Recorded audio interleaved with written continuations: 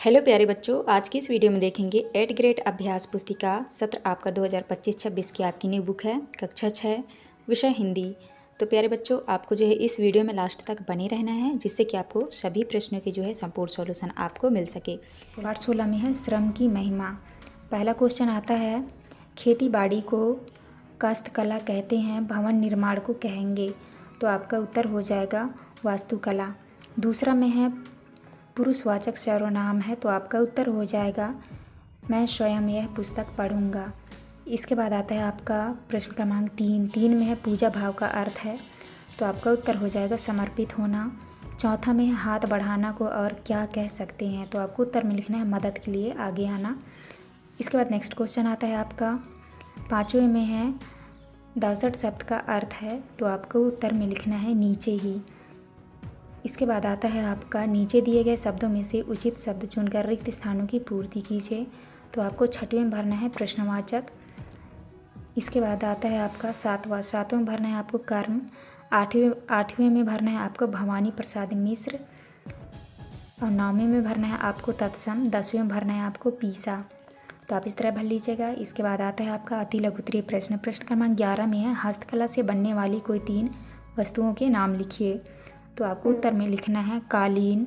दूसरा में लिखना है मिट्टी के बर्तन। तीसरे में है मिट्टी के खिलौने। इसके बाद नेक्स्ट आता है आपका प्रश्न क्रमांक 12 में है मिट्टी से बनने वाले 5 बर्तनों के नाम लिखिए, तो आपको उत्तर में लिखना है मटका, सुराही, डबुले, प्याले, कुल्हड़।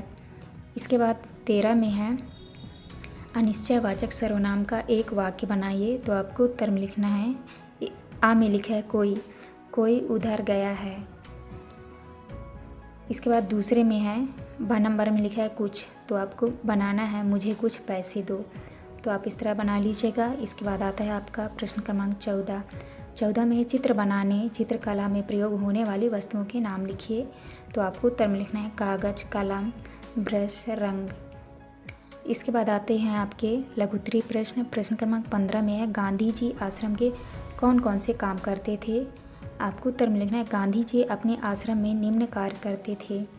पहला है सूत काटना, दूसरा है कपड़ा बुनना, तीसरा में है अनाज के कंकड़ चुनना, चौथा है अनाज को पीसना आदि।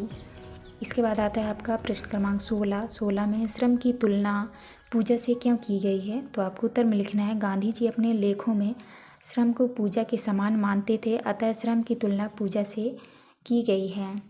इसके बाद 17 में है हमें किसी भी काम को छोटा नहीं समझना चाहिए, क्यों, तो आपको उत्तर में करना है छोटे से भी छोटा कार्य भी महत्वपूर्ण होता है, छोटे कार्य से ही बड़े कार्य को करने का मार्ग खुलता है, काम करने की भावना पुष्ट होती है। इसके बाद आता है आपका प्रश्न क्रमांक 18 में निम्नलिखित मुहावरों के अर्थ लिखकर वाक्यों में प्रयोग कीजिए। आ नंबर में लिखा है चक्की पीसना का अर्थ होगा कड़ी मेहनत करना। वाक्य में प्रयोग करना है राम को 10वीं की परीक्षा में अच्छे अंक लाने के लिए चक्की पीसनी पड़ी।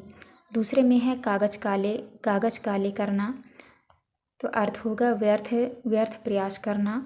वाक्य में प्रयोग करना है उसने अपनी पढ़ाई को कागज काले कर दिया।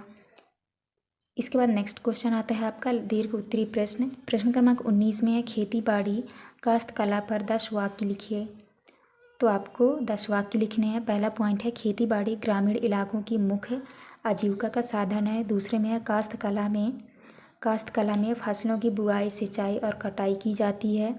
तीसरा है किसान अपने खेतों में गेहूं, चावल, मक्का और अन्य अनाज उगाते हैं।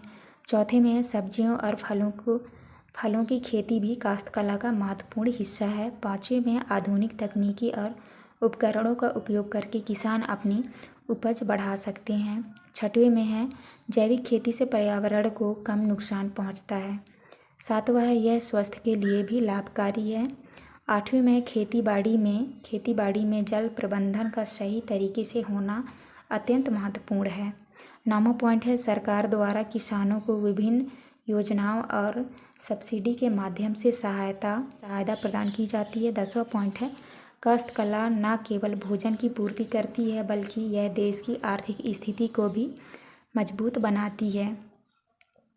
इसके बाद आता है आपका प्रश्न क्रमांक 20 में है श्रम की महिमा श्रम की महिमा कविता से आपने क्या सीखा? तो आपको उत्तर में लिखना है, श्रम की महिमा कविता से हमें बहुत अच्छी सीख मिली है। कोई भी कार्य छोटा या बड़ा नहीं होता, छोटे से छोटा कार्य भी महत्वपूर्ण होते हैं। छोटे कार्य से ही बड़े कार्य को करने का मार्ग खुलता है। हमें अपने सारे कार्य स्वयं करना चाहिए। हमें श्रम की पूजा के समान मानना चाहिए। हमें सभी की सेवा करनी चाहिए। तो आपको इस तरह करना है। ये था आपका लास्ट क्वेश्चन। यहाँ पे हमारी वीडियो कंप्लीट होती है। वीडियो अच्छी लगी तो प्लीज़ हमारे चैनल को लाइक एंड सब्सक्राइब करिएगा। मिलते हैं अब नेक्स्ट वीडियो में।